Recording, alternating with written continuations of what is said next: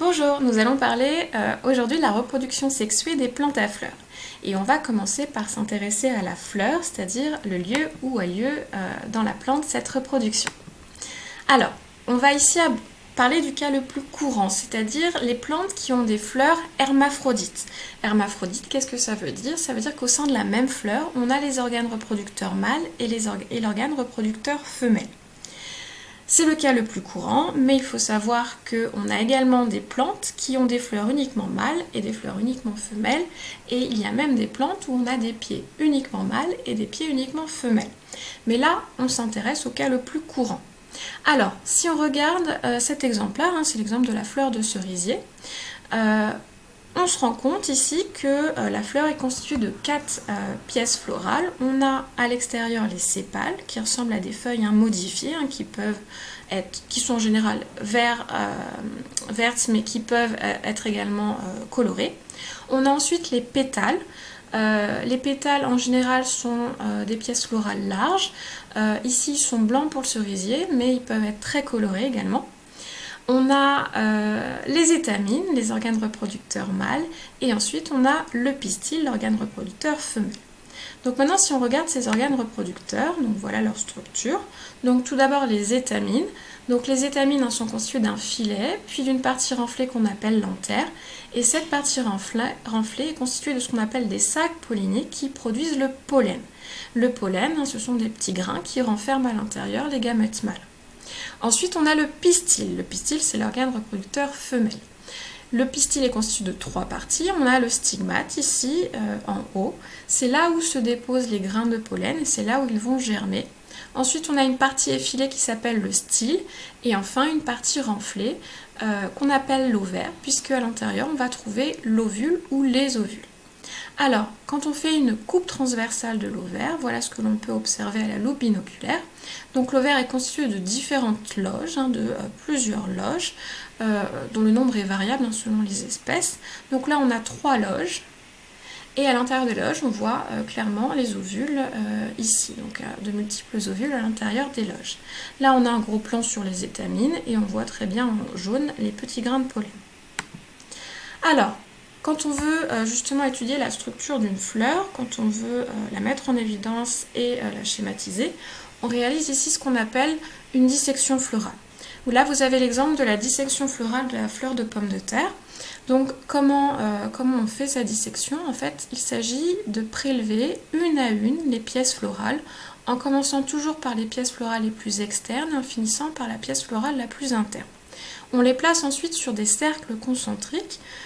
Pourquoi? Puisqu'en fait, ces cercles permettent de représenter l'implantation de ces pièces florales sur ce qu'on appelle le pédoncule floral, c'est-à-dire cette tige ici sur laquelle s'insèrent les pièces florales. Donc pour la fleur de pomme de terre, on a 5 sépales sur le cercle le plus extérieur, 5 pétales, 5 étamines ici sur ce 3e cercle et à l'intérieur, au centre de la fleur, on va trouver le pistil. Alors, pour communiquer ensuite les résultats de cette dissection, on réalise ce qu'on appelle un diagramme floral. C'est un schéma où on représente chaque pièce florale de manière très codifiée.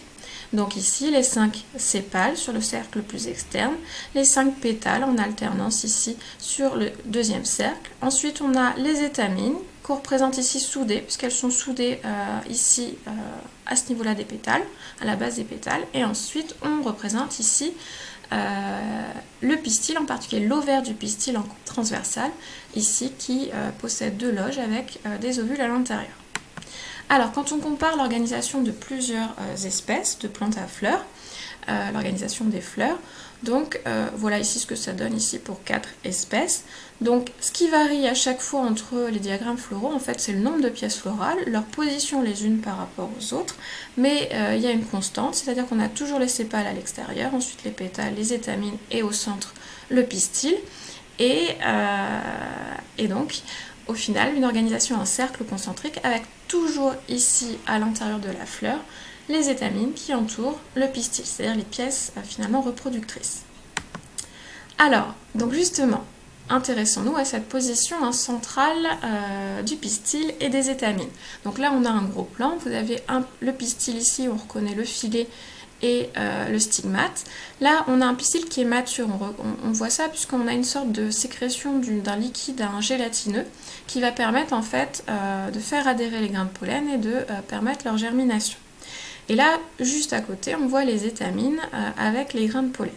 Donc là, on peut se dire, les grains de pollen, il suffit qu'ils se déposent ici sur le stigmate du pistil, hein, qui est vraiment juste à côté, et le tour est joué, il y a la fécondation et donc la reproduction de la plante. Ça, en effet, c'est possible. C'est-à-dire qu'il y a certaines fleurs qui pratiquent ce qu'on appelle l'autopollinisation, c'est-à-dire le pollen de la fleur va se déposer sur le pistil de la même fleur. Et donc cela aboutit à une autofécondation, c'est-à-dire que les gamètes mâles de la fleur vont féconder les ovules de la même fleur, donc ça se passe au sein du même individu. Mais c'est finalement un cas qui est relativement rare, puisqu'en fait on a des mécanismes qui ont été sélectionnés par l'évolution qui empêchent l'autopollinisation et qui obligent au contraire à ce qu'on appelle une pollinisation croisée, c'est-à-dire que le pollen d'une fleur va aller se déposer sur le pistil d'une autre fleur. Et ça débouche sur une fécondation croisée. Les gamètes d'une fleur vont aller féconder les gamètes femelles de l'autre fleur, donc les gamètes mâles fécondent les gamètes femelles de l'autre fleur. Et ça, en fait, c'est une fécondation croisée qui va créer des brassages génétiques à l'origine de nouveaux génomes. Et donc ça, c'est sélectionné par l'évolution.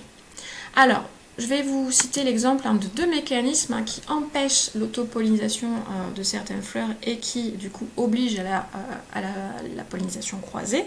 On a le cas, par exemple, de la gentiane ou du plantain, où vous avez les pièces reproductrices qui atteignent leur maturité, mais à différents moments. Par exemple, les gentianes, vous avez le stade mâle, vous avez déjà le stade mâle où les étamines vont devenir matures, libérer le pollen, mais à ce stade mâle, le pistil n'est pas mature, il ne peut pas recevoir les grains de pollen. Et ce stade mâle va se terminer et ensuite vous allez avoir le stade femelle où là le pistil va être mature, mais les étamines ne produiront plus de pollen. Dans cette espèce, les fleurs ne vont pas avoir les stades mâles et femelles au même moment. Donc une fleur au stade mâle va pouvoir aller féconder une fleur au stade femelle. Ensuite, un autre exemple de mécanisme qui empêche l'autopollinisation, c'est l'existence, pour certaines fleurs, par exemple les orchidées, d'un obstacle mécanique entre les étamines, ici qu'on appelle les pollinies pour les orchidées, et le stigmate du pistil. Du coup, le pollen ici ne peut pas se déposer directement sur le stigmate du pistil qui est juste en bas. Et donc, le pollen va devoir être véhiculé à distance pour permettre une pollinisation croisée. Donc, ces mécanismes ont été sélectionnés par l'évolution parce que ça crée des brassages génétiques et donc de la nouveauté génétique, de nouveaux génomes et donc de la richesse pour les espèces. Alors, comment est assurée cette pollinisation croisée qui est obligatoire pour de très nombreuses espèces? Tout d'abord, le premier agent de transport qui permet cette pollinisation croisée pour de nombreuses espèces, c'est le vent. Donc là, on a différents exemples, par exemple des arbres où le pollen est véhiculé par le vent, on le voit ici clairement, emporté. Et on a aussi le cas des graminées. Donc les graminées ont recours au vent pour permettre leur pollinisation croisée. Donc là on voit par exemple les étamines qui pendouillent à partir des fleurs qui sont, vous voyez, très très réduites. On reconnaît pas vraiment de pétales, de sépales. On voit clairement les étamines qui vont pouvoir être en quelque sorte balancées par le vent et donc le pollen va pouvoir être transporté par le vent. Et on reconnaît ici en blanc, qu'on voit ici sur le schéma, le stigmate qui est un peu plumeux du pistil. Et donc ici c'est le vent pour les graminées qui transporte le pollen. Alors, l'autre agent de transport qui permet la pollinisation croisée, c'est le cas le plus fréquent pour les plantes qui ont recours à ce type de pollinisation, c'est les animaux. Les animaux et en particulier les insectes qui vont aller se poser sur la fleur et qui vont se couvrir de pollen, comme on voit ici sur les différentes photos, et qui ensuite, en allant sur une autre fleur, vont permettre la pollinisation croisée. Alors, cette pollinisation croisée par les animaux, elle est le plus souvent le résultat d'une collaboration entre la plante et l'animal, qu'on appelle également le mutualisme. Mutualisme, c'est une relation à bénéfice réciproque qui n'est pas obligatoire, c'est-à-dire que chacun des membres de ce mutualisme vit sa vie en quelque sorte, mais voilà, chacun tire un bénéfice de cette relation. Alors, comme vous voyez ici sur cette photo, les fleurs qui ont recours à ce type de pollinisation par les animaux, ce sont des fleurs qui sont très complexes, avec, vous voyez, des pétales très colorés, ce sont des fleurs qui vont dégager des odeurs, qui vont attirer leurs pollinisateurs, mais surtout, pour la plupart des fleurs qui ont recours aux insectes pour la pollinisation croisée, la propriété la plus importante qui permet cette collaboration, c'est la production d'un nectar. C'est-à-dire que ces fleurs produisent un nectar, c'est-à-dire un liquide qui est très riche en nutriments, surtout en glucides, mais également en acides aminés et en vitamines, qui va nourrir l'insecte. Et l'insecte, en se nourrissant, va se recouvrir de pollen et ensuite permettre la pollinisation croisée. Donc là, vous avez l'exemple de fleurs de colza, qui possèdent à la base ici des étamines, des glandes qu'on appelle les nectaires, qui produisent ce liquide, ce nectar.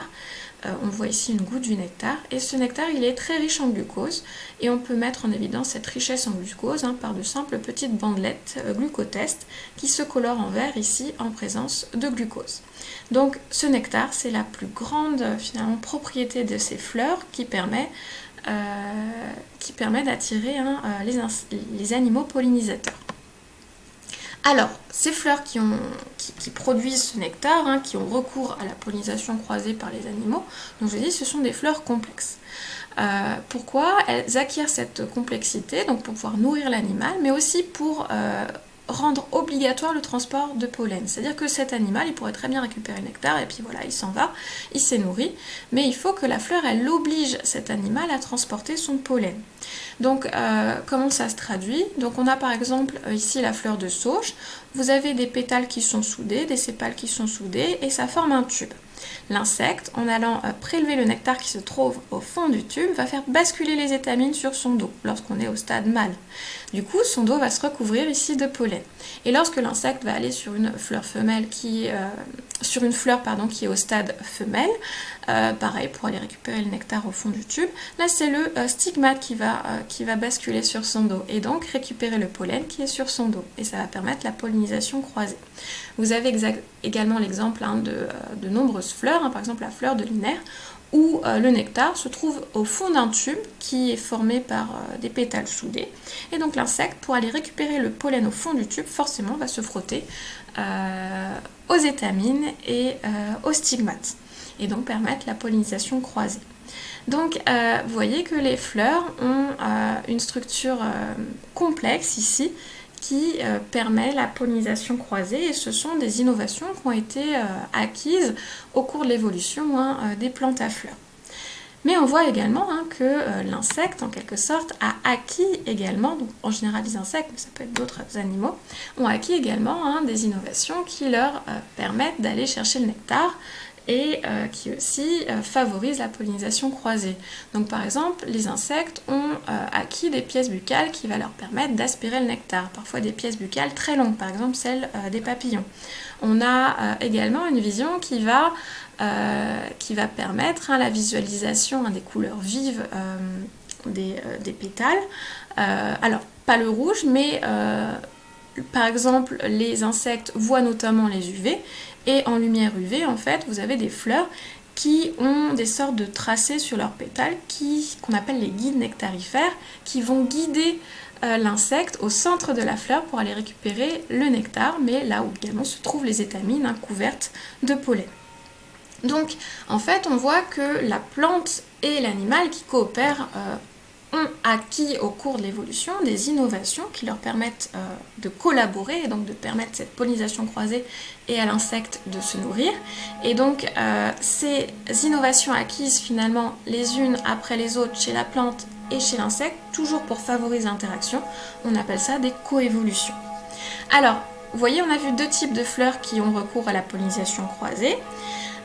Donc là, les fleurs qui utilisent les animaux, ce sont des fleurs que je vous ai dit très complexes.